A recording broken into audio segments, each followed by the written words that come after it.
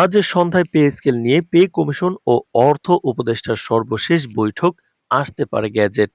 তো দর্শক, নবম পে স্কেল এবং মহার্ঘ ভাতার সর্বশেষ গুরুত্বপূর্ণ নিউজটি শেষ পর্যন্ত দেখুন এবং শুরুতেই আপনি আমাদের চ্যানেল নতুন সদস্য হয়ে থাকলে চ্যানেলটি সাবস্ক্রাইব করে রাখুন পরবর্তীতে নবম পে স্কেলের সকল আপডেট সবার আগে পেতে। তো দর্শক, আজ সন্ধ্যায় দেশের সরকারি কর্মচারীদের জন্য এক ঐতিহাসিক ও আলোচিত বৈঠক অনুষ্ঠিত হতে যাচ্ছে, যেখানে দেশের পে কমিশন এবং অর্থ উপদেষ্টা একত্রিত হয়ে সরকারি বেতন কাঠামো, ভাতা ও নতুন বেতন পে স্কেলের বিষয়টি বিস্তারিতভাবে আলোচনা করবেন। দীর্ঘদিন ধরে সরকারি কর্মচারীরা পে স্কেলের সংস্কার ও বেতন ও ভাতার উন্নয়নের জন্য অপেক্ষা করছেন এবং আজকের বৈঠক সেই দীর্ঘ অপেক্ষার মধ্যে অন্যতম গুরুত্বপূর্ণ অধ্যায় হিসেবে বিবেচিত হচ্ছে। বৈঠকের সূত্রে জানা যায়, উভয় পক্ষ সরকারি কর্মচারীদের জীবনযাত্রার মান, বর্তমান অর্থনৈতিক পরিস্থিতি এবং দেশের বাজেট সীমাবদ্ধতা বিবেচনা করে নতুন পে স্কেলের খসড়া চূড়ান্ত পর্যায়ে নিয়ে গেছেন।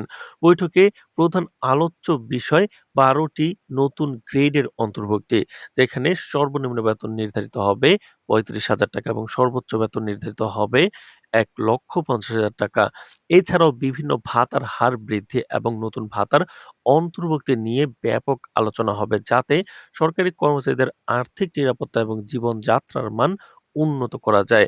অর্থ মন্ত্রণালয় সূত্রে জানা যায়, আজ সকালে বৈঠকের পর প্রধান উপদেষ্টা সংশ্লিষ্ট কর্তৃপক্ষকে নির্দেশ দিয়েছেন যে নতুন পে স্কেল সর্বোচ্চ যত দ্রুত সম্ভব, বিশেষ করে ১ জানুয়ারি থেকে কার্যকর যেন করা যায়। তো দর্শক, ভিডিওটির এই মুহূর্ত পর্যন্ত যারা দেখছেন, চ্যানেলটি সাবস্ক্রাইব করে রাখুন পরবর্তীতে নবম পে স্কেলের সকল আপডেট সবার আগে পেতে।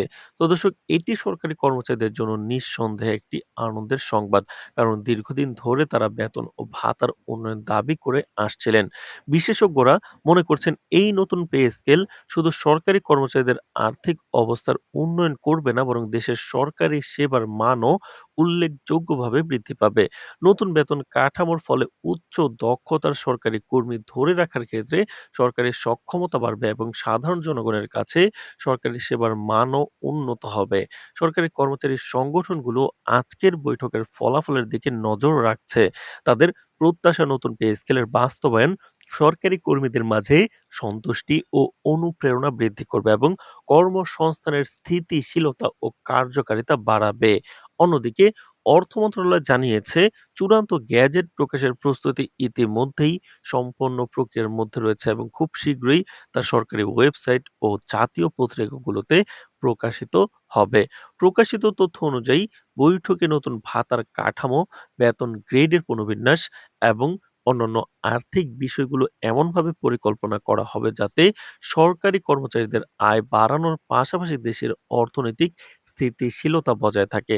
সরকারি কর্মচারীদের মধ্যে ইতিমধ্যেই এই খবর আলোড়ন সৃষ্টি করেছে এবং তারা আশাবাদী যে নতুন পে স্কেলের বাস্তবায়ন তাদের দীর্ঘদিনের আশা পূরণ করবে। অতএব আজকের বৈঠকটি শুধু সরকারি কর্মচারীদের জন্য নয়, পুরো সরকারি সেক্টরের জন্য একটি গুরুত্বপূর্ণ মাইলফলক হিসেবে ধরা হচ্ছে। নতুন পে স্কেল বাস্তবায়নের সঙ্গে সঙ্গে দেশের সরকারি সেক্টরে আর্থিক স্থিতিশীলতা, কর্মসংস্থানের মান উন্নয়ন এবং সরকারি সেবার মান বৃদ্ধির জন্য একটি নতুন অধ্যায় শুরু হবে বলে বিশেষজ্ঞরা আশা প্রকাশ করছেন। দেশের বিভিন্ন জেলা ও বিভাগে সরকারি কর্মচারীদের মধ্যে ইতিমধ্যে গ্যাজেট প্রকাশের খবর ছড়িয়ে পড়েছে। তো দর্শক, ভিডিওটির এই মুহূর্ত পর্যন্ত যারা দেখছেন, চ্যানেলটি সাবস্ক্রাইব করে ভিডিওটি কন্টিনিউ করুন পরবর্তীতে নবম পে স্কেলের যে কোনো গুরুত্বপূর্ণ আপডেট সবার আগে পেতে। তো দর্শক, কর্মচারীরা তাদের সামাজিক যোগাযোগ মাধ্যমে আনন্দ ও প্রত্যাশার কথাও শেয়ার করেছেন। কেউ মনে করছেন দীর্ঘদিনের অপেক্ষার পর এই পদক্ষেপ কর্মচারীদের মনোবল বৃদ্ধি করবে এবং সরকারি খাতের মান উন্নত করবে। প্রধান উপদেষ্টা বৈঠকের পর সংবাদ মাধ্যমকে জানাচ্ছেন যে দেশের সরকারি কর্মচারীরা দেশের অর্থনৈতিক অগ্রগতিতে গুরুত্বপূর্ণ ভূমিকা পালন করে। তাদের পেশাগত অবস্থা উন্নত করা আমাদের দায়িত্ব। নতুন পে স্কেল বাস্তবায়ন সরকারি কর্মচারীদের জীবনযাত্রা সহজ করবে এবং তাদের কর্মক্ষমতা বৃদ্ধি করবে। তো দর্শক, নবম পে স্কেল এবং মহার্ঘতা নিয়ে সুখবরটি সরকারি চাকরিজীবীদের জন্য খুবই আশাব্যঞ্জক। আশা করি খুব দ্রুতই সরকারি চাকরিজীবীরা হাতে পে স্কেল পেয়ে যাবেন। আপনাদের জন্য শুভকামনা রইল এবং যে কোনো আপডেট পেতে পে স্কেল সংক্রান্ত আমাদের চ্যানেলটি সাবস্ক্রাইব করে পাশেই থাকুন। আজ এ পর্যন্তই। ধন্যবাদ।